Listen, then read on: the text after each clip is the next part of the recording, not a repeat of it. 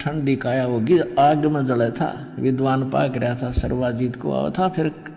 फिर उसको इतना शांति हुई, वो मंत्र दिए, प्रथम मंत्र के यहाँ से शुरू कर 5 नाम देते थे, और फिर सतनाम दिया उसको। अब सर्वानंद की कोई नहीं मानने, परम ब्राह्मण तेरे तो मेंटल हो गया, पता नहीं के जादू जंतर करे दानक दुलाहा, जो भी उसके पास जाता उसी के गुण गाने लग जाता है, पता नहीं कैसा जल पिलाता है, पता नहीं कैसा सम्मोहन क्रिया जानता है। सम्मोहन क्रिया नहीं जानता, वो तो अनमोल ज्ञान लिए बैठा है। अब जो पी लेता उस अमृत को, उसी की भांग उतर जाती है। भृंग मता इसको कहते हैं कि गुरुजी अपने समान बना लेते हैं, अपना ज्ञान सुना सुना के वो शिष्य भी ऐसे ही बोलने लग जाते हैं सत्य के आधार से। इसको भृंग मता कहते हैं। अपनात्मा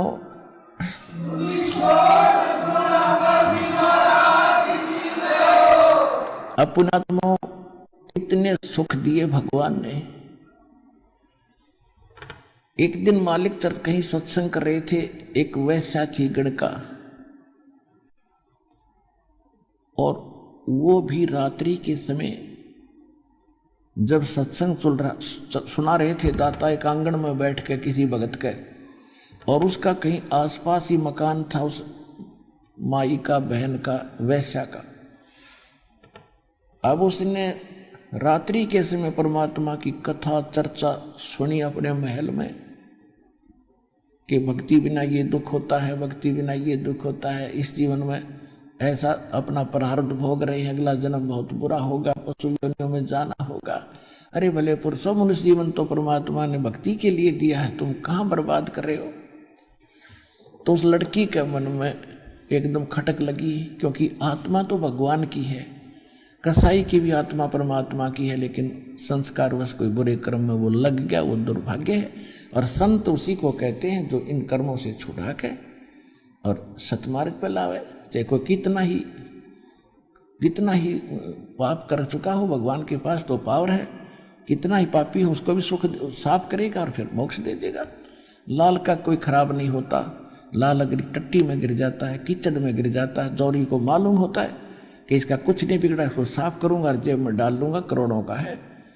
तो हम इस संसार के पाप कर्मों के कीचड़ में पड़े हैं। ये लाल है आत्मा परमात्मा की, वो जो कितना ही गंदा हो रहा है उसको तुरंत धो कर सत्संग रूपी जल से और अपनी जेब में डाल लेता है।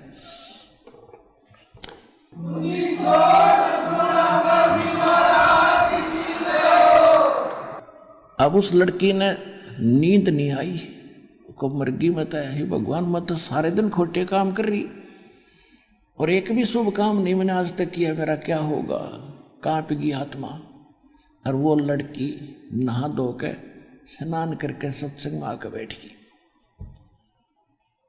अब परमात्मा सत्संग सुनाने के बाद वो लड़की खड़ी होकर बुरी तरह रोने लगी। उसने अपना परिचय आपको बताया। परमात्मा बोले, कौन है बेटी, क्यों रो रही है, क्या दुख है तुझे। कि हे मालिक, मैं महापापणी और दुष्ट औरत हूँ, मत इस सभा में आण जोगी भी नहीं हूँ, लेकिन मैं रोक नहीं सकी आपके ज्ञान को सुनकर। क्या मेरे जैसी दुष्टा का भी उद्धार हो सकता है। परमात्मा ने कहा, बेटा अब कितना ही मैला कपड़ा हो, साबुन अगर श्रेष्ठ है तो मैल उतार देता है। मेरे पास वो साबुन है सतनाम का। कोई कितना ही पापी हो, जब मैल यदि गंदा कपड़ा साबुन और जल के टच में नहीं आओगा तो साफ कैसे होगा। क्या बात है बेटी, बता कौन है तू, क्या दिक्कत है।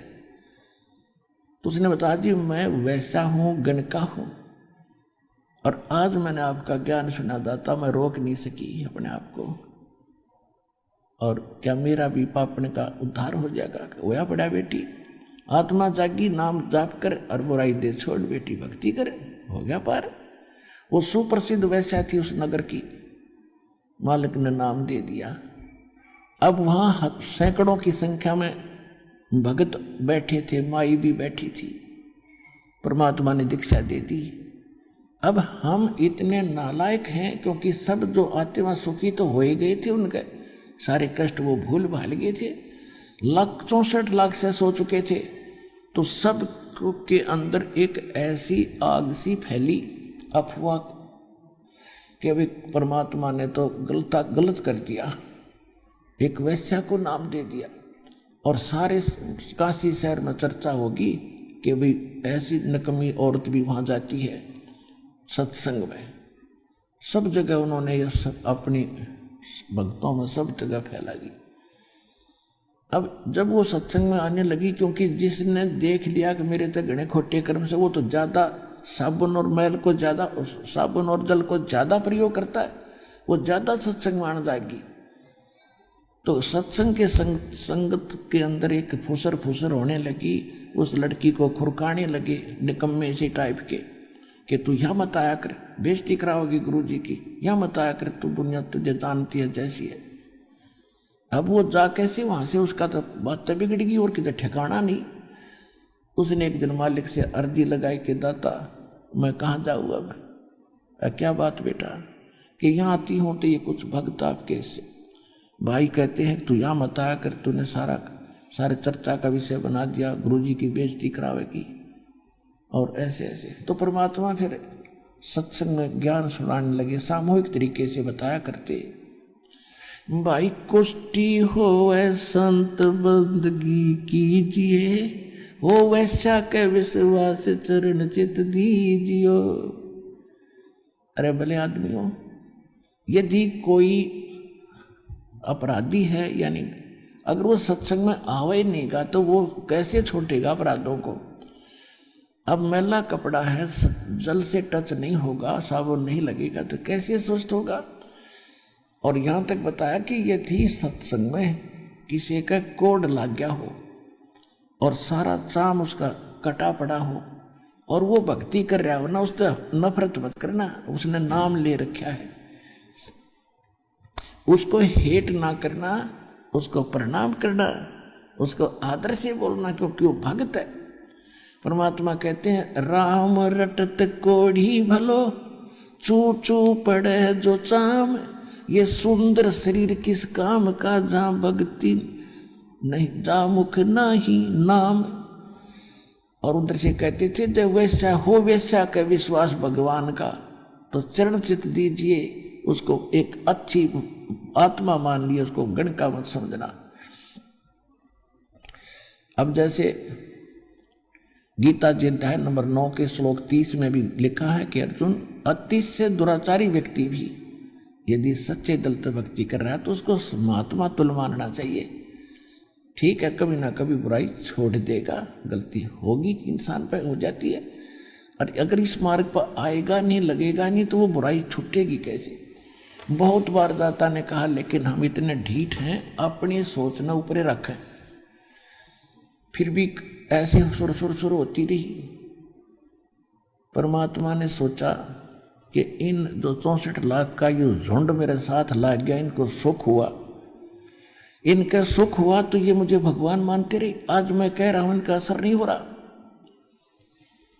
तो परमात्मा ने सोचा सुर क्या लिया, सुसरिये कह दूं। रविदास जी जो थे कबीर साहब के बहुत निकट रहते थे। रविदास जी चमार जाति से थे, परमात्मा जुलाहा जाति से थे। वैसे तो ये जाति तो हमने बना रखी है, तो महान आत्मा थे, पर जिस कॉलोनी जिस ग्रुप में रहते हैं वो नाम सहमत पड़ जाता है, कोई बात नहीं, जैसे भी। तो उन्होंने कहा, रविदास जी बहुत विश्वास करते थे भगवान की एक एक बात पे। रविदास जी से कहा कि एक हाथी ला कर आए पे एक दिन खातिर, और केवल हाथी लाना, पहलवान की जरूरत नहीं, आप उस हाथी के पहलवान बन जाना, यानी ड्राइवर। और उस लड़की को कहा, बेटा तू डेली आकर सत्संग में, तुझे कोई रोक कर मना बताना, वह आगे आकर बैठा रहे मेरे पास, तेने बाहर को बकवास कर देगा नालायक।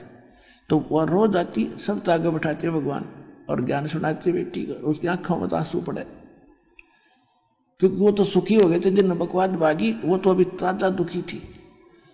तो एक दिन उसने कहा, बेटा तू कल ऐसे करना, पूरा हार श्रृंगार करके और मेरे साथ चलना का, अच्छा महाराज आपकी बेटी कहीं ले चलो।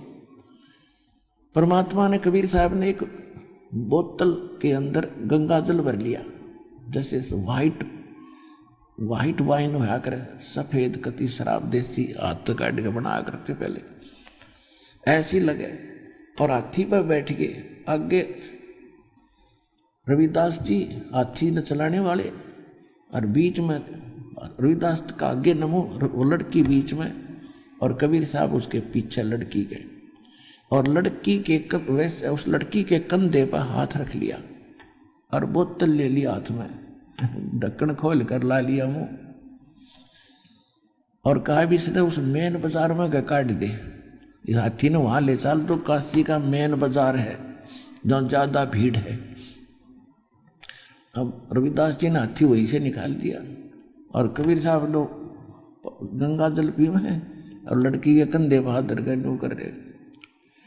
अब जो देखे वो ये सौ गाड़ दे कि हम पहले कहा करते वहां एक वैसे ऐसी गंदी औरतें जाती हैं, देखो रे यू दुल्हा भ्रष्ट हो गया, देखो आज सच्चाई ऊपर आ गई, लोगों देखो सारे काशी के लोग उमड़े पड़े। और उनके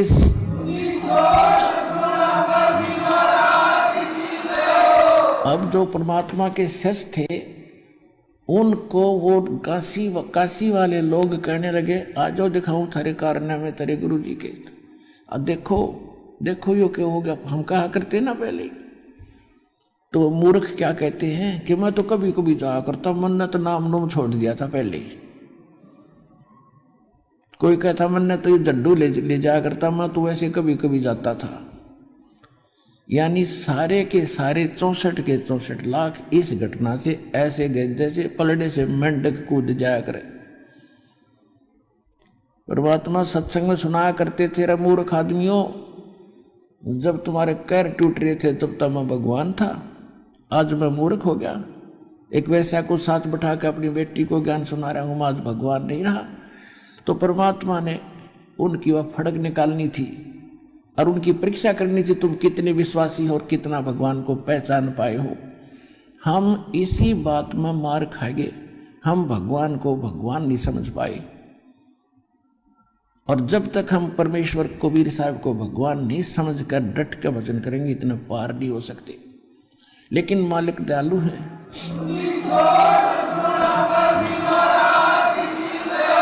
वो तो दयालु है, उनको मालूम था कि ये चार्ज कर दिए जितने चाहिए थे, भक्ति इनकी करवा दी, प्रथम मंत्र का जाप करा दिया, और अब ये खालो धक्के पार तो ये हो नहीं सकते जब ये ऐसा घटना इनके मन में, क्योंकि वो श्रद्धा बनी नहीं। गुरु मानुष कर जानते ते नर कहीं है अंध, ओहे दुखी संसार में फिर अग काल के फंद। जब तक हम गुरु को भगवान के इक्विवेलेंट नहीं मानेंगे तब तक मोक्ष नहीं हो सकता। अब जहां भी देखो सारे हाहाकार मच गई। अब क्या हुआ, उधर से घूम घाम कर सारे बाजार में वह लड़की, परमात्मा ने फिर क्या किया कि जा बेटी तू तो अपने घर में भी आता हूं, तेरे पास ही आता हूं मैं, तेरे उस ठिकाने पे। अब क्या किया दाता ने, एक अर्जुन सर्जन नाम के 2 शिष्य थे, वो मक्का मदीना गए हुए थे, वो मुसलमान थे, उनके शिष्य हुए थे और कति समर्पित थे परमात्मा पे 100%। वो घर त्याग के, और उनका नाम भी मालिक, उन्होंने कहा था हमें ये मुसलमान नाम बदल के ये सिंपल नाम रखो कोई हमारा। तो अर्जुन और सर्जुन नाम उनका रख दिया था। वह शिष्य बन गए थे और बाल यानी शादी नहीं करा रखी थी उन्होंने। तो जब वो वापस आए तो सभी ने, सब वहां तक आग लग रही, सब जगह चर्चा का विषय यही। तो अर्जुन सर्जुन को उनके गुरु भाई मिले कि गुरु जी कहाँ हैं, कि गुरु जी बैठे हैं भाई वैश्या के घर पे। क्या मतलब कि गुरु जी का था भाई बुढ़ापे में दिमाग चल गया, उम्र घनी होगी, और वैसा के से संपर्क में आ गए। वो तो शराब पीकर सूर्याम हाथी पर घूम रहे थे।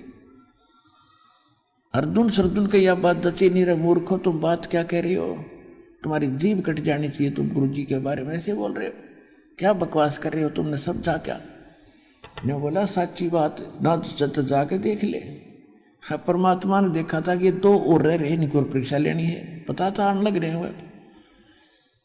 तो उन्होंने वो जाकर देखा, परमात्मा बैठे बाहर आंगन में चारपाई पे, लड़की बैठी साथ में नीचे, और उसके दोनों पैरों पे मालिक पैर रख रखे, और वह चरण दबा रही अपने पिताजी के, गुरु जी के। उसके दोनों साथनों पर पैर रखे बैठे, वो पैर दबाने लग रही। अपने आत्माओं यही मार खाते हम। अब जैसे इस दयानंद था, महर्षि दयानंद, इसके विषय में एक बड़ी कथा सुना करते, बड़ा ब्रह्मचारी था और ज्ञानी था, परम आत्मज्ञानी था। उसकी एक हिस्ट्री देखी, उसमें लिख रखा था कि ये बाबा जी रूप में बैठा था, साधना कर रहा था, और एक माई ने आकर इसके चरणा का हाथ लगा के माथा टेक दिया। कहते वो एकदम उठ गया और ऐसे कांप गया सारा, और जंगल में चला गया। 3 दिन तक एक मंदिर में, उजाड़ मंदिर में बैठा रहा। जब उसका मन शांत हुआ, इतना और त्यागी बैरागी और इतना औरतों से वो नफरत दूर भागता था। अरे बड़े आदमी, आत्मज्ञानी कह सकते हैं ऐसे व्यक्ति को। जैसे सांग होया करते, सांग गांव में, और उसमें पहले क्या था, लड़के ही लड़कियों का रोल करते थे। लड़कियों जैसे अंग आर्टिफिशियल लगा करके वो लड़की का रोल करके डांस करते थे। एक नया लड़का दूसरे साथी के साथ सांग देखने चला गया। वो देख कह रहा है कि देख कितनी सुंदर लड़की, कैसा बढ़िया डांस कर रही है। वो दूसरा कहता है लड़की नहीं लड़का है, ये नई लड़की है। तो श्याम ने जहाँ वो रुके हुए थे जिस धर्मशाला में, वहाँ ले गया वो साथी, उस नए साथी ने। और वहाँ जाते उन बच्चा ने सारी वो तार के आर्टिफिशियल अंग टांग दिए खुट्टी पे, और वो पहन लिए कुर्ता पजामा। जब उसका जच्ची रही तो लड़का था, लड़की नहीं थी।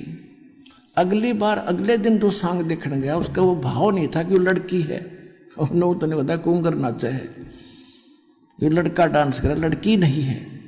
तो उसने वो सवजाती दिखाई दे रहा था, जब पहले विजाती नजर आ रहा था, जब तक उसको ज्ञान नहीं था। तो इसी प्रकार जब हम आत्म तत्व में आ जाएंगे, ये 2 कवर ऊपर के नहीं दिखेंगे, अंदर आत्मा का रूप दिखाई देगा।